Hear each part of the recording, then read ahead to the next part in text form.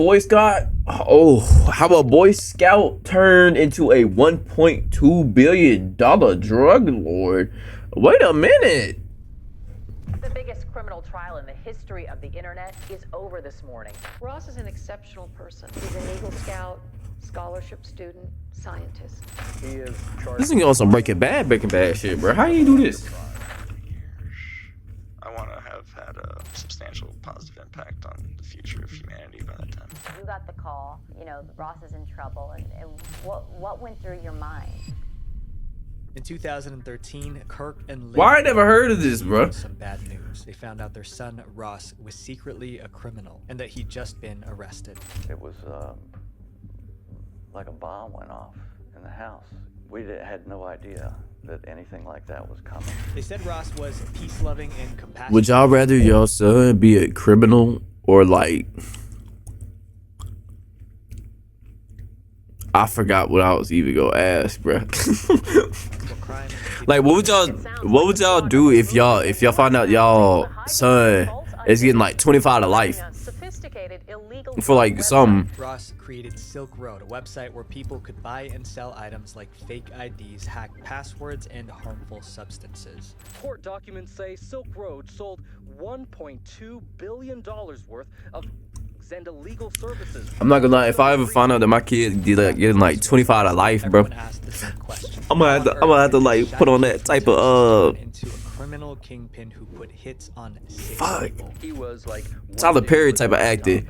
that unleashed this thing that kind of metastasized and went over the whole world. This is the insane story of how a former Boy Scout became a $1.2 billion drug lord. My name is Visual Venture. Hope you guys have an amazing day. The innocent Boy Scout. How you get his camera so To crisp, bro? Ross's transformation, we have to go back to his childhood. Born in 1984, Ross Ulbricht grew up in Austin, Texas, with his parents Kirk and Lynn and his sister Kala. Ross always got good grades, and those who personally knew him thought of him as a bright and smart kid. But while his performance in class was amazing, what he did outside of school was even more impressive. How does a student get mixed up into this stuff, bro? Did he like meet? Did he meet up some random nigga that just be selling dope and just like started getting into this shit, bro?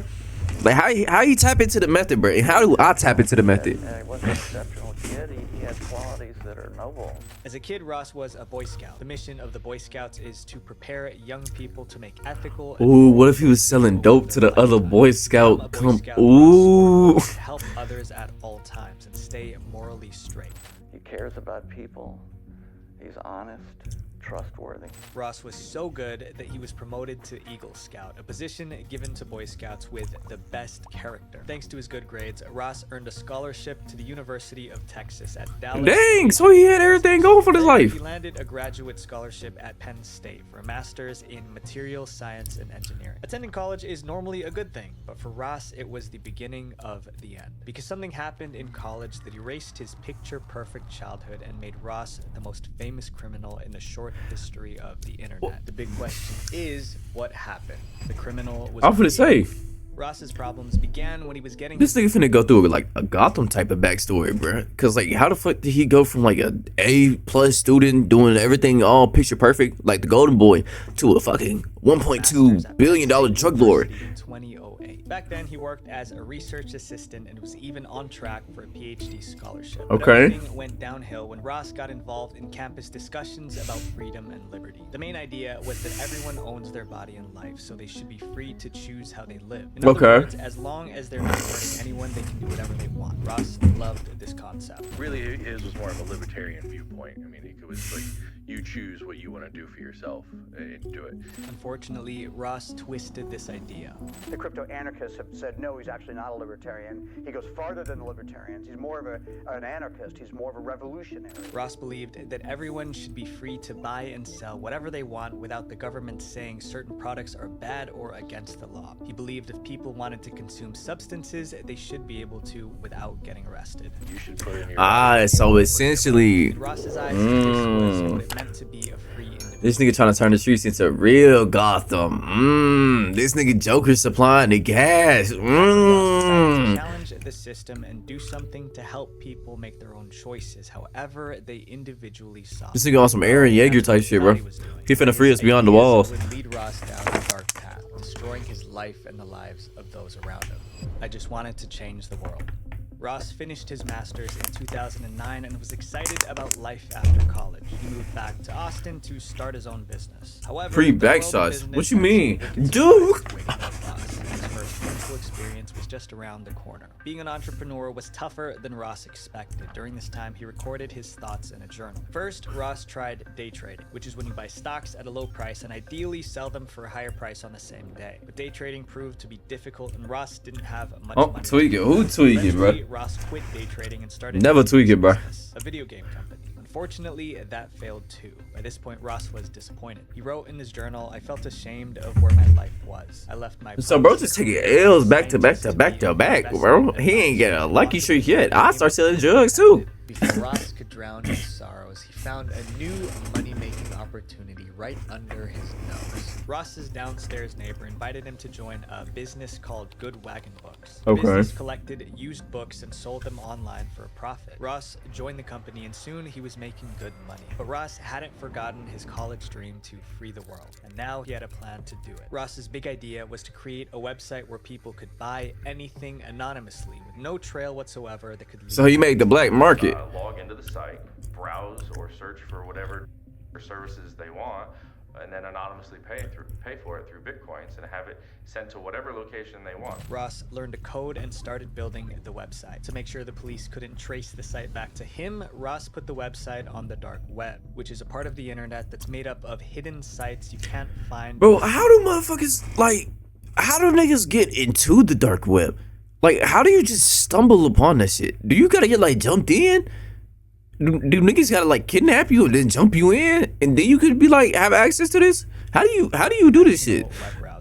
Anything that you send to this through this internet is completely encrypted and nobody knows that it's you who sent it. Cause like, how do you deep dive and be like, oh, I'm gonna find this out and join the squad? Traced back to them. So Ross made the site only accept Bitcoin as payment, so that all transactions were encrypted and hence untraceable.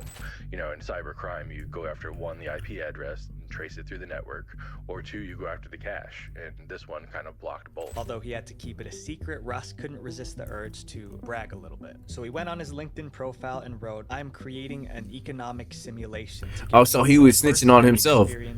So he wanted to take an L in the first place. The systemic use of force. After months of writing code, Ross was ready to launch. In early 2011, at 26 years old, he put the website online, calling it Silk Road. The name Silk Road comes from a historical route that allowed traders to move goods between Asia and Europe safely. Hold on, do you want name? 1,500 years. Code Ross name? wrote in his journal, "I'm creating a year of prosperity and power beyond what I ever experienced before. Silk Road is going to become a phenomenon, and at least one person will tell me about it unknowingly that I was its creator." But if Ross knew what was coming, he would have felt scared, not excited, because Silk Road was about to turn Ross's life into a chaotic mess, starting with one question. How in the world was he going to find criminals willing to sell their products on a secret website? Before we talk about Ross's interesting methods of promoting Silk Road, I want to thank this video sponsor, War Thunder. Nah, but like for real, how would he like promote it to like drug dealers and other like criminals? Cause like would he be like would it be like a sponsored ad specifically made for drug dealers and criminals? Like imagine the nigga in jail got a phone and you get an ad for that shit. You get an ad. "We are looking for drug dealers and scammers and everything known to man to sell their stuff on this website." Hires and sellers fast without drawing attention to himself. Running digital ads was definitely not part of the plan. But then Ross came up with an idea so creative it made him. Is he gonna be around the corner and be like, "Check out my Ross mixtape"? didn't want anyone to know he created Silk Road, so he decided to promote it as if he were a customer. Using the name Altoid, Ross made posts on internet forums pretending to be a regular guy who'd heard about Silk Road. He wrote, "I came across Hot, this sexy website drugs." called Silk Road. It's a Tor hidden service." It's gonna be like the hot MILF around the corner 2 miles away. Hot drug dealer around the corner. Come get your weed. 2 miles away. He lives an hour away from you. Go get your drug. I'm thinking of buying off it, but wanted to see if anyone here had heard of it and could recommend it. His plan worked, and people from these forums trooped to Silk Road to check it out. In the beginning, the only product on Silk Road was mushrooms Ross had grown himself. A few days later came the first sale, then more. Pretty soon, other vendors started listing their products on Silk Road too.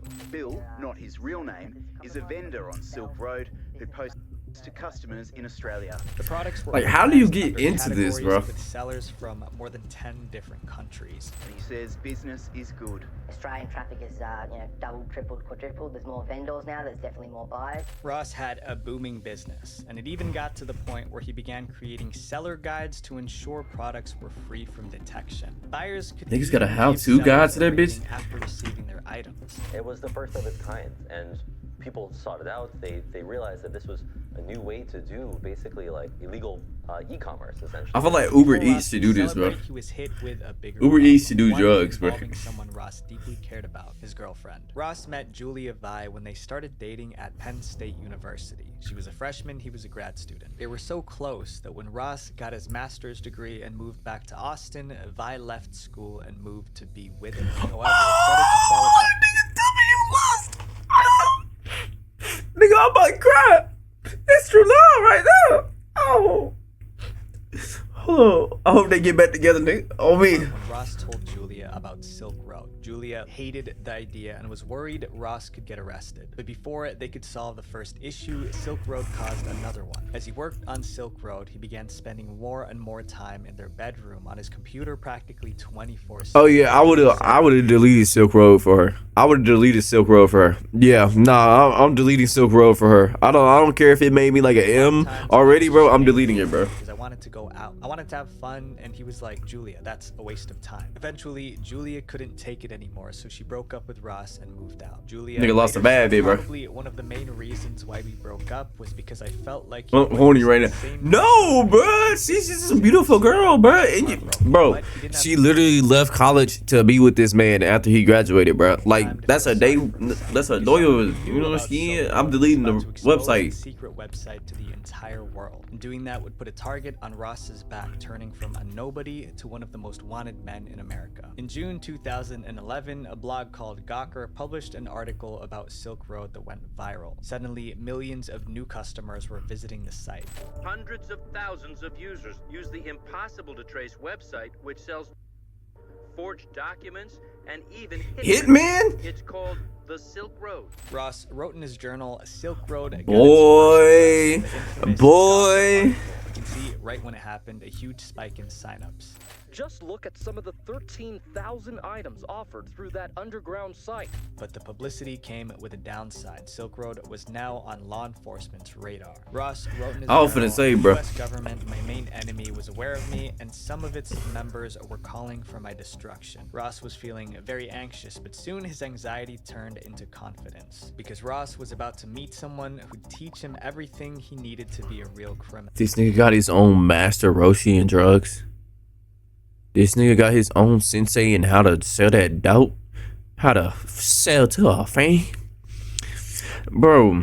Ross was about to get his very own crime coach. Ross met a man called Variety Jones on the Silk Road website. Jones was older, more experienced, and became a mentor to Ross. Variety helped Ross. They got drug dealer senseis out in the streets, bro?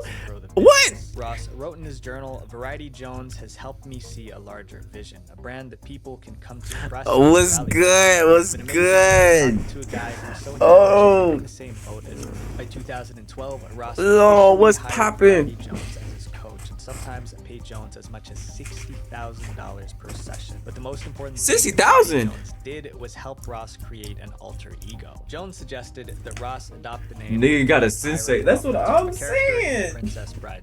In the movie The Princess Bride, nobody had ever seen the Dread Pirate Roberts. He was more fiction than fact. A phantom. It was the perfect moniker for an online lord. Ross loved the concept, and soon he made his new name official. February 5th, 2012. The Silk Road Administrator made an announcement. Drumroll, please. My new name is Dread Pirate Roberts.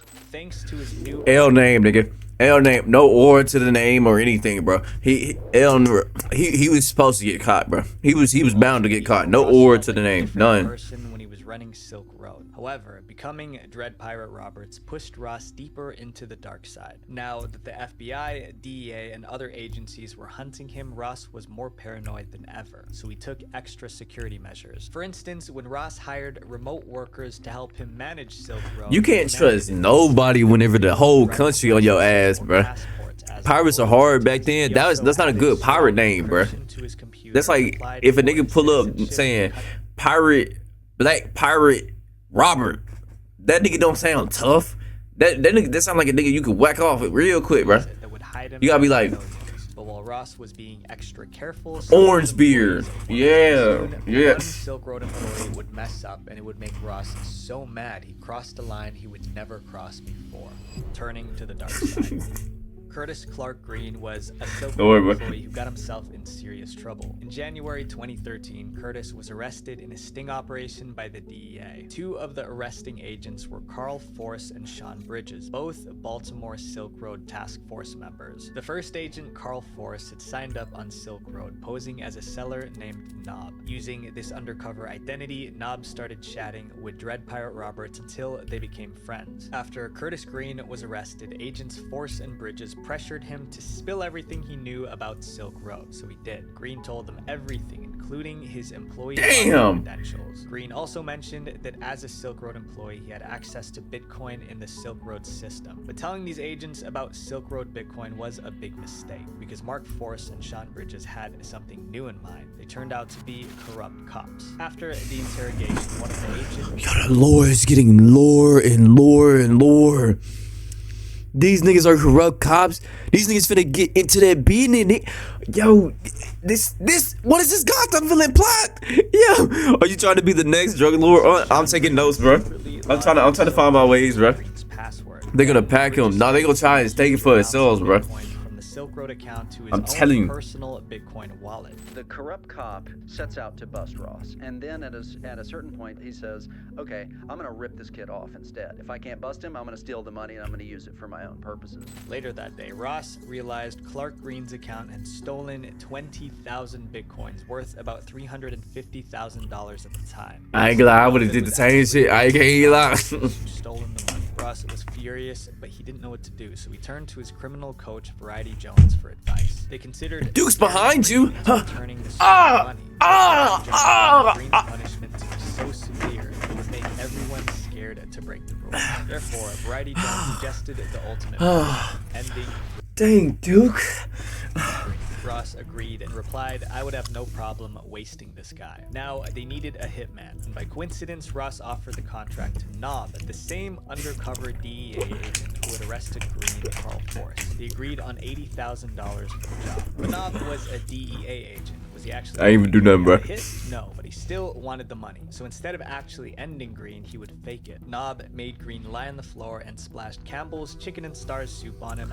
You're sick, buddy. I didn't do anything, bro. Don't judge me. Don't judge me. First time Ross tried to end a man's life, but it wouldn't be his last, as Ross allegedly continued sending hitmen after many more people who crossed him. And next on his list... Nigga, damn! How many records did he have? Bro, he's constantly sending hitman after hitman, bro. This feel like an anime, bro. This feel like a straight up anime, bro. Or a movie, bro. Silk Road seller who was trying to blackmail him. In March 2013, someone named Friendly Chemist tried to blackmail Ross. His demands were clear: pay $500,000 or he would leak the identities of thousands of Silk Road users. But instead of paying the blackmailer, Ross allegedly decided to pay a hitman. This time, Ross hired someone named Red and White and paid him $150,000 worth of Bitcoin for the job. A few days later, the hitman sent Ross photographic proof confirming that the blackmailer had been taken care of. Damn! Four more people tried to Damn! Ross went from a young man trying to change the world to a king. Like, damn! This nigga deadass just knocked off all his fucking ops. He ain't got no more ops, nigga. His ops family gonna be rich after this, cause they gonna open up a clothing business with these niggas t-shirts, bro. The way these niggas got, bro, there's so many ops on the t-shirts right now, bro. He finna be rich. Bro, what? Pin deciding who lived. Why did he got everybody just getting knocked off? Like, I am the captain captain of the ship, and that's what goes. And he was making a lot of money. I seen that nigga on the news. The cops were after him. Ross thought he covered his tracks, but there was one tiny error that led the cops right to him. The search for Dread Pirate Roberts. Silk Road was now the most sophisticated and extensive criminal marketplace on the internet, and folks who never thought about breaking the law now could with the click of a button thanks to Tor and Bitcoin technology. Meanwhile, Dread Pirate Roberts was enjoying his newfound fame and even took an interview with reporters. During the interview, Dread Pirate he Roberts playing it was risky. certain that he was going to remain anonymous. He was so confident that he was never going to be found. However, he wouldn't have been so confident if he knew what the FBI had just found. It was a small discovery, but it had the power to blow the lid off the entire Silk Road operation. During the summer of 2013, FBI agents noticed a flaw in Silk Road's code. But this wasn't just any coding error. It was an error that leaked the IP address of the Silk Road server. The server was like a big computer that ran and recorded everything that happened on Silk Road. The FBI agents traced the Silk Road server to a data center in Iceland. Turning off the server would have On it ain't taken Silk Road finna curse offline, at us least easy. temporarily. On it might not curse us The this FBI time, bro. decided to play the long game. They made a mirror image copy of the server. This meant the FBI could spy on Silk Road, allowing them to see everything. Transactions, private messages, and even records of Dread Pirate Roberts' own activities. That's when they discovered that in just 2 years, Silk Road had processed 1.2 million transactions, generating roughly $1 billion in the process. Damn! Information on the server was valuable, but it did not reveal Dread Pirate Roberts' true identity. However, they did find one last thing that would turn out to be incredibly useful. The Silk Road server was run by a person with the username Frosty. We had a computer that we knew the admin was logging into a computer called from a computer called Frosty. So you know when you set up your computer, you name it. Frosty was all. Bro, how do you let me reach into my bag? How many? What? To put the pieces together, someone else had already figured out who Dread Pirate Roberts truly was. And he solved the mystery with only. I'd be damned if I got found out this way, bro. Gary Alfred I put in so many hard work, so much hard work, and then I just caught it like this, bro.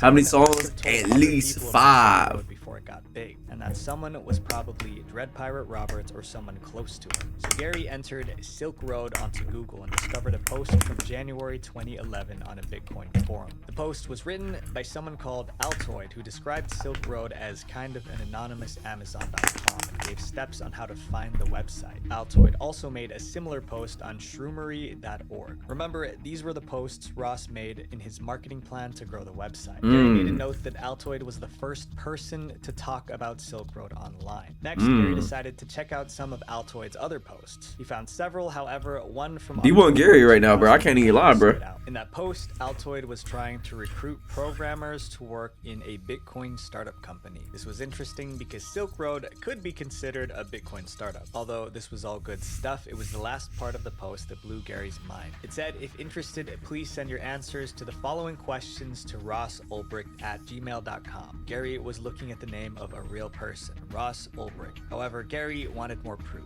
so he browsed the web for more information. I ain't gonna lie, Gary a D1 investigator, bro. This man might be Batman.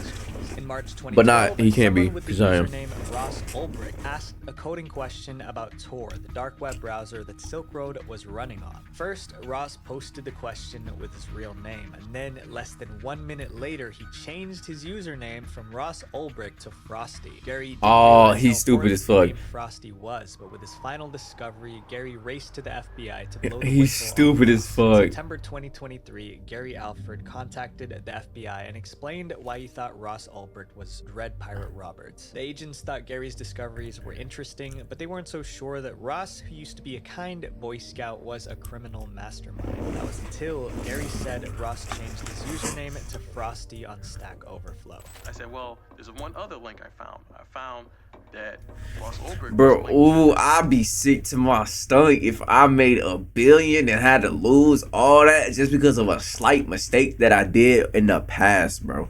Overflow. Bro, what is with you? You are a D1 gooner, bro. Gary didn't know why the FBI agent was fixated on the name Frosty. So I explained to him that's just the avatar he used. You know, I thought it was kind of strange he was asking this question, but then he says that is the name of the user that operates the site, Frosty. The agents began to think Gary might be right. The FBI looked into Ross's life and found more proof that he might be Dread Pirate Roberts. They even found Ross's LinkedIn post where he announced, "I'm creating an economic simulation to give people a first-hand experience of Like, bro, you ain't gonna go back and just like delete some of this stuff that you did, you know, that ties you to illegal stuff. Dread Pirate Roberts, they still needed solid proof. They needed to catch him. Nigga need a backup red-handed plan to go to like because Costa Rica or something, bro. literally Nigga escape the They country. needed to do it fast before Ross discovered they were onto him and disappeared. Time's up.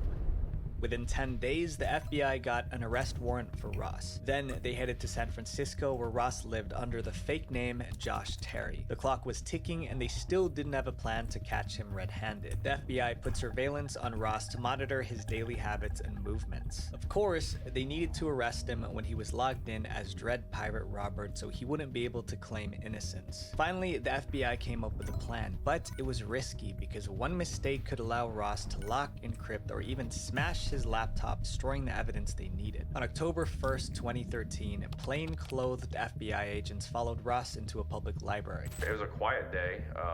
There was quite a few users in there, but as it being a library, it was pretty quiet. Ross sat in a corner and pulled out his laptop. He didn't realize many of the random folks at the library that day were undercover FBI agents. There was a team of FBI I ain't gonna lie, just doing that shit out in public is even a risk, nigga. You could have somebody just be over your shoulder and snitch. Like, what if a little kid snitch on your ass that you doing a drug thing and then you get caught? The laptop and affect the arrest at the same time. The agents wanted to make sure that Ross was logged in as Dread Pirate Roberts before the arrest, and they knew exactly how to make that happen. A few months earlier, the FBI had arrested a Silk Road employee named Cirrus and taken over their account. As a Silk Road employee, Cirrus had a direct line to Ross, so the agents used Cirrus's account to send Ross a message on Silk Road, tricking him into logging into the site. Cirrus asked Ross, "Can you check one of the flagged messages for me?" Ross replied, "Sure, let me log in." The agents watched Ross as he tapped on his keyboard, accessing Silk Road. A few seconds later, two undercover agents inside the library started to fake a fight to destroy Hello, Ross. D1, D1. That Ross turned his head to see what was happening. That was the opportunity the FBI needed. While Ross was staring at the fight, another agent came up. This better than a Yuri Watch sting operation, bro. From the corner of his eye, Ross saw his laptop being lifted and tried to grab it, but before his hands could reach the laptop, another agent came up from behind and bear hugged Ross tightly. I think he initially thought he was being robbed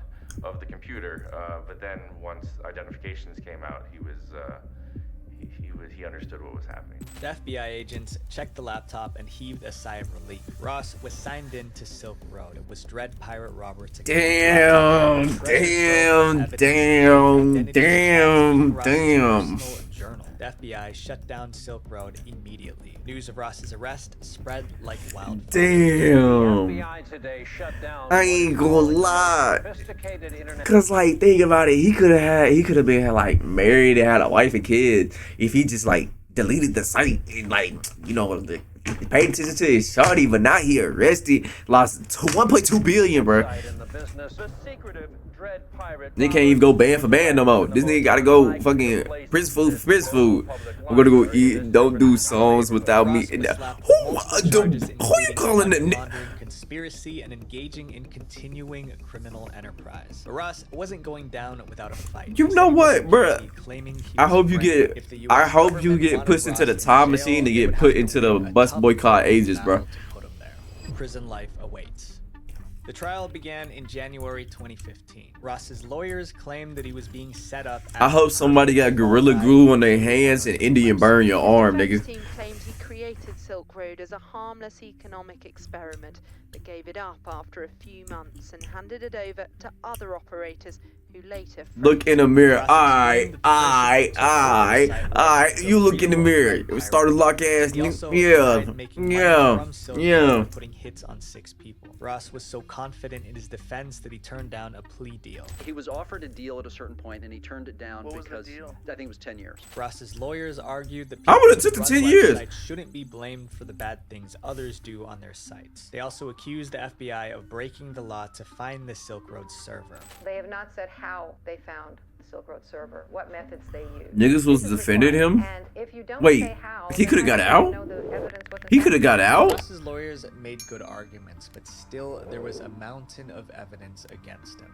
The prosecution presented everything they found on Ross's laptop. Damn, it could have been free Ross, bro. It could have been free Ross. They also showed more than $13 million in direct transactions from the Silk Road to Ulbricht's wallet, proving Ross did profit from Silk Road. But surprisingly, the prosecution couldn't find any evidence that the hits Ross had ordered were actually carried out, so they couldn't charge him for that. But that doesn't mean that Ross didn't put lives in danger. The prosecutor He ain't got the murder cases in his shit though. Customers whose lives have ended because of the substances they bought from the site. The parents of these victims showed up to testify against Ross. On February 5th, 2015, Ross was found guilty on all 7 I ain't gonna lie, I was finna say he going to jail. If the parents showed up and trying to snitch on you and be like, yeah, you the reason when my son, daughter dead, bro, it's up. You're going to jail for life, bro. Might even get the death penalty. How long Ross would spend behind bars. But instead of giving up, Ross tried to make the judge feel sorry for him. Before his sentencing, Ross wrote Feel a letter sorry to the for judge him. begging for mercy. He wrote, "I understand what a terrible mistake I made. I had my youth, and I know you must take away my middle years, but please leave me my old age. Please leave a small light at the end of the tunnel, an excuse to stay healthy, an excuse to dream for better days ahead, and a chance to I know he lying. This nigga the reason why some people don't even got their son or daughter anymore. Nigga, you grew up with straight A-skis. You grew up with a loving mother and father, a great family. They even said that, bro. And you talking about, can I get my old age? Bro, no. Spend the rest of your life in jail. before I could be a maker." But his plea fell on deaf ears because his sentence was more severe than any. Got it. The judge told Ross, "What you did in connection with Silk Road was terribly destructive to our social fabric," and then sentenced him to double life imprisonment plus 40 years without the possibility of parole. Ross wanted to change the world. Nigga, how long is As a good how kid, and then he made one bad double life imprisonment? How long is that? no one could have ever imagined. My friends, the seemingly small choices that you make every day will either destroy your life or make the world a better place. Damn! How long is double life sentences? How long is double life sentences?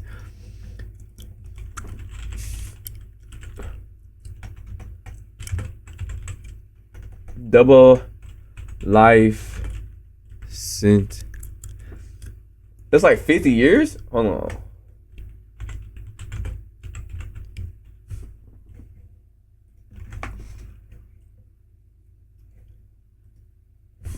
Trial.